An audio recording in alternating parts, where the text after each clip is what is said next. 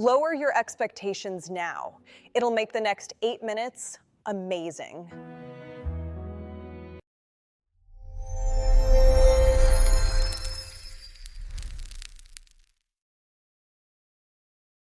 You know who I don't trust? People who wake up cheerful before 9 a.m. It's not natural. If you're happy at 6:12 a.m., I assume heaven has rejected you and you're back on earth trying to make it work. Hi, I'm Debra. Welcome back to the show where we talk about the tiny, insane rituals that keep us from throwing our phones into the ocean before breakfast. Today's story is about morning people, or as I call them, the smugly insufferable. They're bright-eyed, chipper, and have already run 5K while I'm still trying to remember where I flung my underwear just before going to bed. And yes, I know, some of you consider yourselves, quote, naturally morning people, unquote. But I hate to tell you, being predisposed to wake up early isn't natural. It's a disability, and you're just not aware of it yet. Please subscribe. I need to start making money at this to help with my grandmother's medical bills. She really needs that boob job. I'm worried she's going to trip and fall. There are two types of humans. One, people who wake up like a Disney princess with birds doing their hair. And two, people like me, who wake up like the anesthesia's wearing off after surgery you don't brag about. Go ahead and laugh. At least now I can sit for the whole bus tour. Morning people always say, I love the quiet of the morning. Yeah, it's quiet because the rest of us are unconscious. I can't enjoy the quiet. I'm too busy negotiating with my bladder and gravity. Every morning starts with the same false hope that maybe, just maybe, I can fall back asleep without getting up to pee. My first thought every day is not gratitude. It's who unplugged me from the charger while I was still at 3%. And if you've woken up at a morning person's house, you know the soundtrack. Coffee grinder grinding, blender running, motivational podcast going, and someone cheerfully asking, do you want eggs? No, Brad, I don't want eggs. If I'd known you were one of those sunrise people, I'd have called my own cab before the cuddling. You could have kept your money. They don't love the sunrise. They love being the one who saw it first. Did you catch the sunrise? They ask. No, Shannon. I caught REM sleep like a responsible adult. I once had a job that required me to be in the office by 8 a.m., which is cute because my ability to care clocks in around noon. My body showed up at 8, sure, but my brain didn't clock in until someone had already fixed what I was supposed to do. I was basically the office mascot for trying. My boss was one of those people who's fully alive before the coffee's even brewed. Every morning he'd say, "Good morning. Isn't it a beautiful day?" I'd just smile. I'd already spent 20 minutes pretending to reboot my computer so no one would assign me real work before coffee cup number 2. We all have coping mechanisms.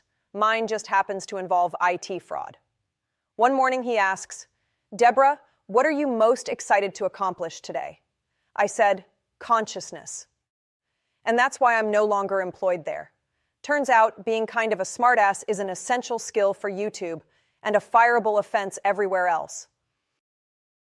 Morning people will say, I don't need coffee to function.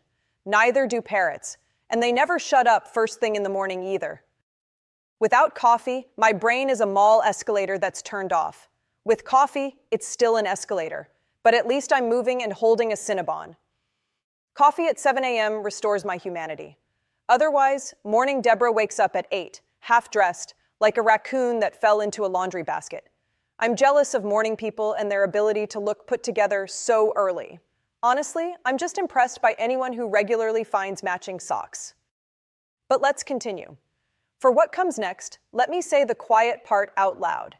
If you wake up cheerful before 9 a.m., I assume you've made a deal with something unholy, and I respect that level of commitment.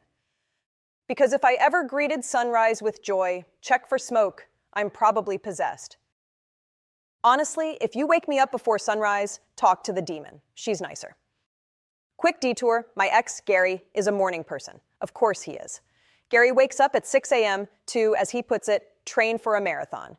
Yet his Fitbit thinks he died in 2019. One morning, Gary made me a power smoothie. It was green, thick, and smelled like a rotting dinosaur. He said, "It's all natural." Yeah, so is dirt, Gary. I took one sip and immediately started craving antibiotics. Gary gets up at dawn to keep the squirrels off the bird feeder. The squirrels, being smarter than him, still win every day. He said early rising builds character. I said, so does being single. And honestly, being single's been great. I don't wake up to Gary doing morning exercises in his boxers in the driveway anymore. The neighbors finally wave at me again. Sometimes we do have to get up early. So I came up with a compromise. I call it the soft start. I don't jump into the day. I sneak into it like it's a surprise party I wasn't invited to. Here's the system. Minute 0 to 3. I sit on the edge of the bed and negotiate peace between my skeleton and gravity before I brave standing up.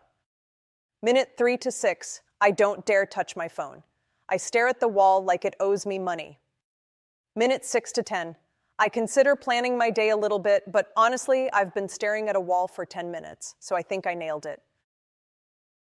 Minute 10 to 15. Coffee. I whisper to it, make me human, and it says, at best, I can make you polite.